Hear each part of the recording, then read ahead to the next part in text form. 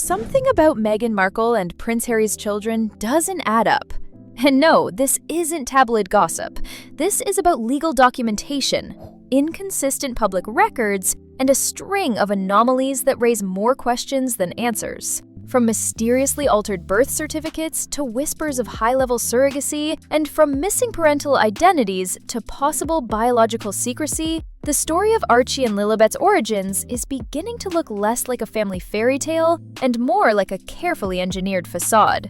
This isn't about bitterness. It's about birthrights, citizenship, inheritance, and the shocking possibility that the world has been shown one version of events while a far different truth was buried under bureaucracy, privilege, and PR spin.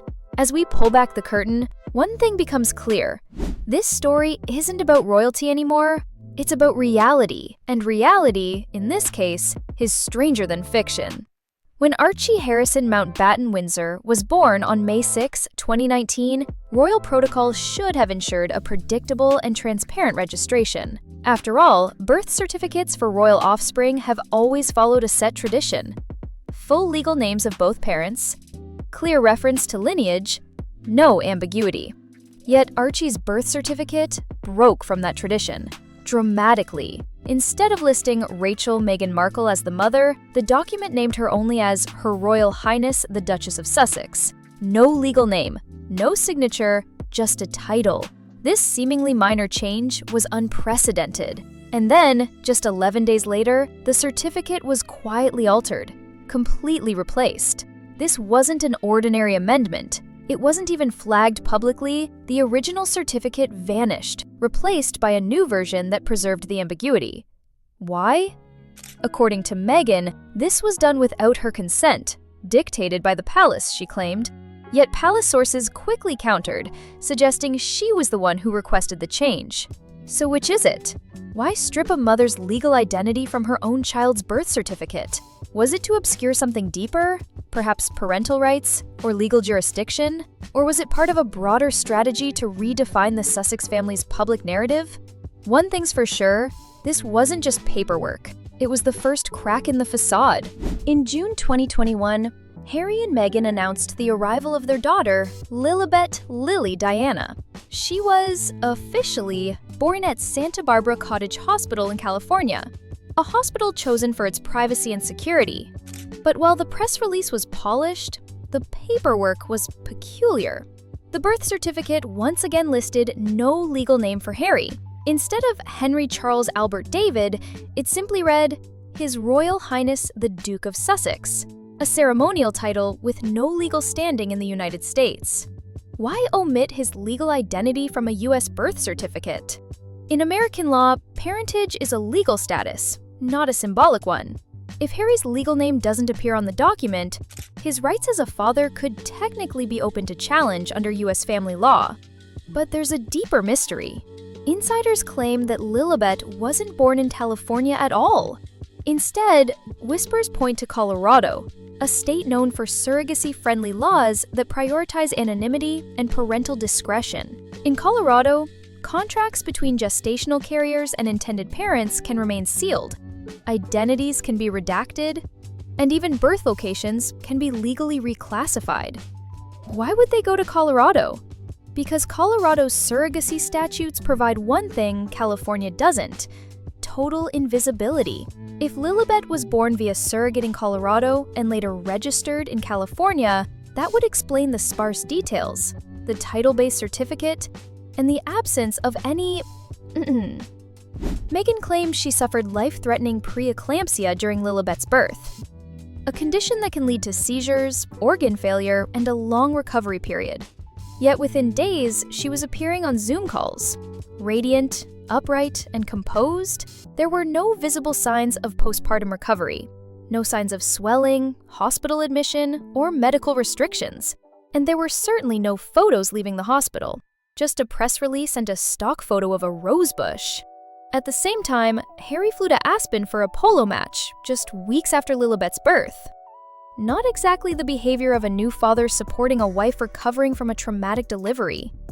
Then there's the birth video, rumored to have been staged at their Montecito home. No COVID precautions, No hospital wristbands, no attending physicians in frame. Just a stylized scene, oddly detached from what a real pandemic-era birth would have entailed. Adding to the suspicion, the clinic Meghan attended following her 2020 miscarriage was not just a women's wellness center. It was also a specialized fertility and surrogacy facility. The same facility, according to insiders, that facilitates cross-state surrogate deliveries.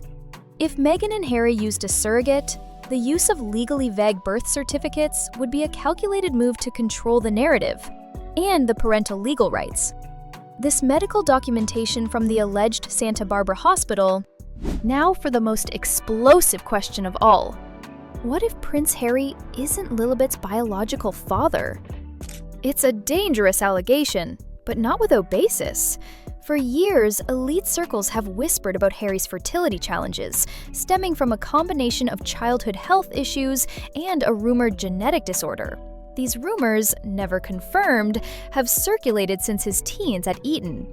If true, it could explain the choice of anonymous fertility clinics, the absence of Harry's legal name on Lilibet's certificate, the obsessive secrecy around the pregnancy.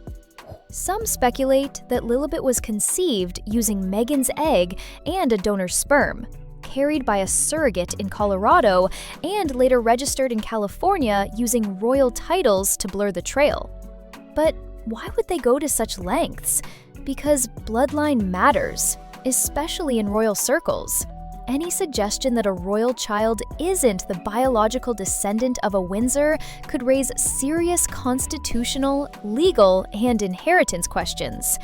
Even more unsettling are behavioral observations.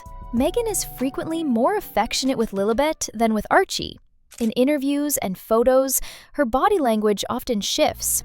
Some have described it as overcompensating or protective. If Lilibet is not Harry's biological child, then Meghan holds full biological and legal control, a dynamic that could shift the entire balance of power within their marriage and their public image.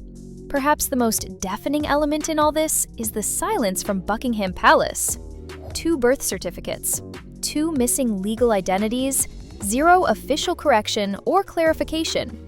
This is the same monarchy that once demanded proof of virginity before Princess Diana's engagement, a monarchy that enforces strict succession rules and lineage verification.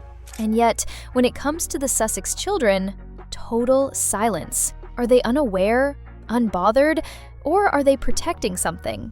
Could this be a calculated move to distance the children from the line of succession? Or is the palace genuinely in the dark about how deep the deception runs? Either way, their refusal to speak has only fueled speculation and worsened public trust. This story is no longer about Meghan and Harry. It's about legally altered public records, possible surrogate concealment, ambiguous parentage, manipulated documentation across jurisdictions, and the silent institutions that allowed it all to happen. When the truth comes out, and it always does, it won't just reshape public opinion, it will force a legal reckoning across the UK, the US, and possibly even the Commonwealth. Royal titles, inheritance rights, custody agreements, identity claims, it will all be on the table. So, what do you believe is really going on? A modern royal cover-up? A personal privacy issue gone too far? Or the calculated construction of a family brand built on illusion? One thing is clear. This isn't just a scandal. It's a story that could redefine the very concept of royalty in the modern era.